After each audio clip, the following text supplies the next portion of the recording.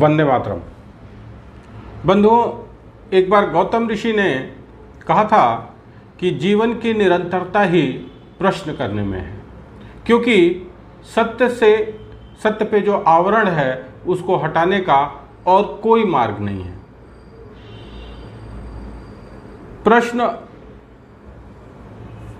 कुछ प्रश्न ऐसे भी हो सकते हैं कि जो हमें व्यथित करें, परंतु वो आवश्यक हैं।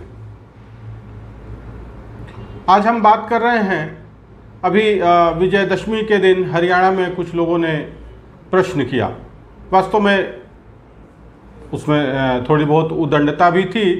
रावण दहन के समय उन लोगों ने रावण का दहन नहीं करने दिया। मूल रूप से इसको प्रश्न ही कहा जाएगा।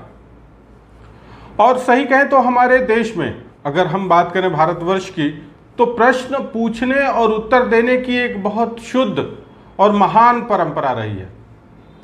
और इस विषय पे अमृत सेन ने एक पुस्तक भी लिखी है, आर्गुमेंटेटिव इंडियन। उनका ये कहना है कि प्रश्न और उत्तर इस प्रक्रिया में एक डिस्कशन के फॉर्म में, और भारतीय बहुत मुश्किल और गूढ़ प्रश्नों के भी उत्तर बड़ी सहजता से दे देते हैं और पा जाते हैं। अगर हम बात करें प्रश्नों की परंपरा की, तो त्रेता में रामायण में जो प्रभु श्री राम और रावण के बीच युद्ध हुआ था, और जब देवी सीता का अग्नि परीक्षा जब प्रारंभ होने वाला था, तो लक्ष्मण ने प्रश्न किया था। और प्रश्न का उत्तर भी मिला था। उसके डिटेल में नहीं जाएंगे हम। द्वापर में देखें तो अर्जुन ने प्रश्न किया था और भगवान कृष्ण ने उसका उत्तर दिया था। तो कहने का तात्पर्य यह है कि एक बड़ी ही स्वस्थ परंपरा रही है। थोड़ा उसमें उद्दंडता अब वर्तमान परिस्थितियों में उसमें शामिल हो गया, परंतु प्रश्न पूछने की एक बहुत शुद्ध और स्वस्थ परंपरा हमारे देश में सदैव ही रही है। वास्तव में बहुत सारे ऐसे प्रश्न हैं कि वर्तमान में प्रासंगिक हैं और वो पूछे जाने चाहिए।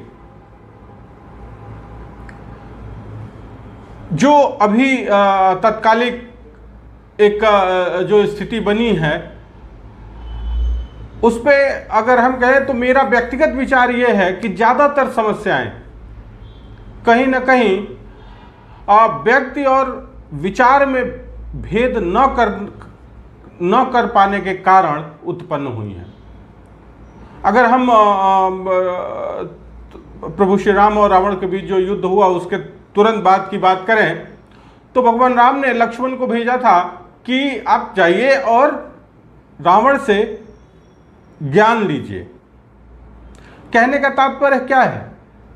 कहने का तात्पर्य यह है कि रावण एक व्यक्ति था और एक उसके विचार, उसका ज्ञान, एक वो दूसरा एस्पेक्ट था। एक एस्पेक्ट वो खुद था और दूसरा उसका ज्ञान और विचार। तो प्रभु ने भगवान लक्ष्मण को वो ज्ञान लेने भेजा था, क्योंकि व्यक्ति तो अब किसी भी क्षण उसके प्राण शरीर को छोड़ने वाले थे। तो कहने का तात्पर्य यह है कि हमें इस तरह की समस्याओं का सामना तब तक करना पड़ेगा जब तक हम व्यक्ति और विचार में भेद नहीं करते हैं। कई बार अगर हम ये तो पुरानी बातें हैं, पौराणिक काल की बातें हैं, हम अगर वर्तमान की बात करें, आधुनिक समाज की बात करें, तो अभी एम.के. गांधी की जब बात आती है और हम कुछ कहते हैं, तो समाज में भी भले ही उनको कोई प्रेम ना हो, लेकिन दिखावे के लिए ही लोग ऐसे दिखावा करते हैं कि कितने एम.के. गांधी के कितने बड़े भक्त हैं। कारण क्या है? कारण ये है कि हम व्यक्ति और विचार में भेद नहीं कर पाते और हमेशा व्यक्ति के पीछे घूमते रहते हैं, उसका विचार जो भी हो। एम.के. गांधी जब भारत में आए साउथ अफ्रीका से, तो उन्होंने भारत को जोड़ने के लिए भारत की यात्रा प्रारंभ की। वो देश को जोड़ रहे थे।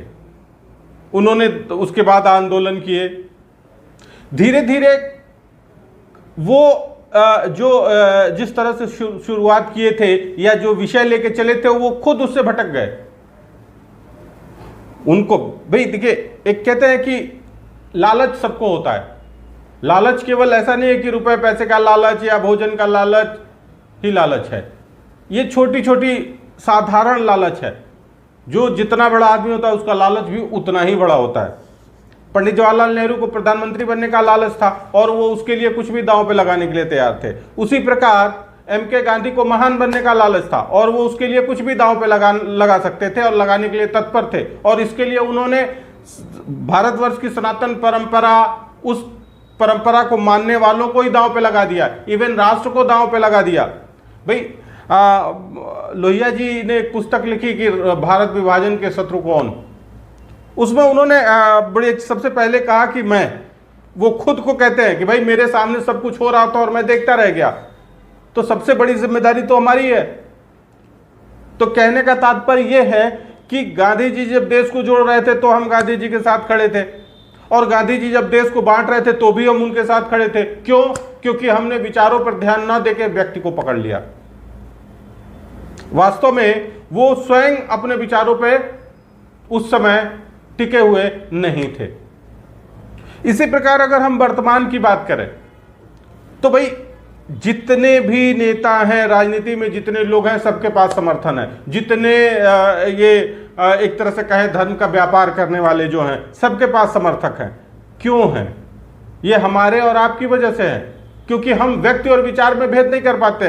राम रहीम जेल में है, जेल से निकल के आता है, सारे उसके प्रशंसक उसके पीछे लग जाते हैं। आसाराम जेल में है, जघन्य कृत्यों अपराधों में जेल में है, लेकिन एक भी फॉलोअर कम नहीं हुआ है। जो उनके डिसाइपल हैं, जो उनको मानने वाले हैं, आज भी उनके पीछे खड़े हैं। इसके पहले वास्तव में हम ये नहीं समझ पाते हैं कि हम जो वो नीति ज्ञान दे रहे थे, अच्छी बातें बता रहे थे, हम उसके प्रशंसक थे, और उन विचारों के प्रशंसक होने के नाते धीरे धीरे हम उस व्यक्ति के प्रशंसक हो गए। और अब वो व्यक्ति अपने विचारों पे कायम नहीं है, फिर भी हम उसके पीछे लगे हुए हैं, जो कि हमें समझना पड़ेगा।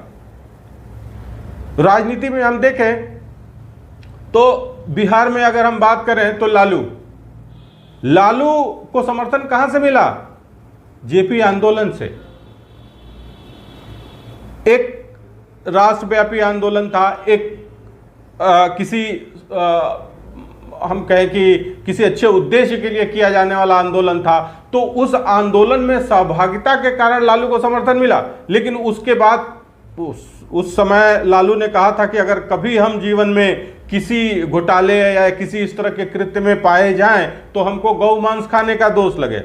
और आज डेट में क्या है, वो जेल से छूट के आ रहा है, कई बार उसमें सजा भी हो चुकी, उसके बाद भी समर्थक मानने के लिए तैयार नहीं है कि वो करप्ट है और उसके पीछे खड़े हैं। तो कहने का तात्पर्य यह है कि हम प्रभावित किससे हुए? विचारों से। वो विचार जो जेपी आंदोलन में हमें दिखा। धीरे धीरे विचारों को हमने छोड़ दिया, व्यक्ति को पकड़ लिया, और व्यक्ति इस समय सबको लेके कहां जा रहा है ये आप देख सकते हैं। यही स्थिति यूपी में है, उत्तर प्रदेश में। आखिर अखिलेश के पीछे क्यों खड़ा है? भाई अखिलेश का एकमात्र जो टैलेंट रहा है क्या है? क्यों? वो मुलायम यादव के लड़के हैं, और मुलायम सिंह यादव भी क्या है, समाजवाद का झंडा उठा के लोहिया का इन्होंने शुरुआत किया। जनता का समर्थन मिला किस चीज के नाम पे? समाजवाद के नाम पे। अब ये कौन सा समाजवाद है आप बताएं? अब समाजवाद तो कहीं से रहा नहीं, तो परिवारवाद हो गया। अब हमने समाजवाद का समर्थन करना प्रारंभ किया और आज परिवारवाद तक आ गए हैं। भाई समाजवादी पार्टी तो ऑलमोस्ट एक प्रतिष्ठान है, एक दुकान है किसी की व्यक्तिगत। हम वहां क्या कर रहे हैं? तो कहने का तात्पर्य यह है, हम किसी, ऐसा नहीं है कि हम किसी राजनीतिक दल की बुराई और किसी की अच्छाई कर रहे हैं ना। हम बस ये कहना चाहते हैं कि अभी भी जैसे कुछ लोग हैं कि प्रधानमंत्री के पीछे एकदम पूरी तरह से लगे हुए हैं, ठीक है।